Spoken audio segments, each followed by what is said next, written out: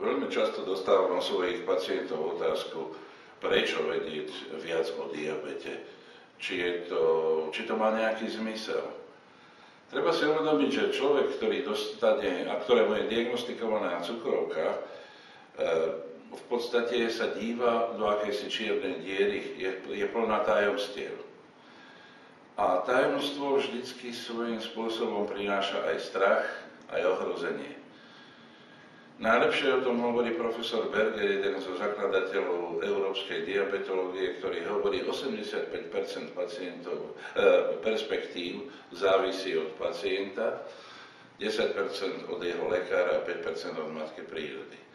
Ak chceme teda svoju chorobu zvládnuť, ak chceme z tejto čiernej diery odstrániť čo najviac tajomstiev, musíme sa o ňom niečo naučiť. Ja verím, že na konci tohto seriálu bude tých tajomstiev čo najmenej.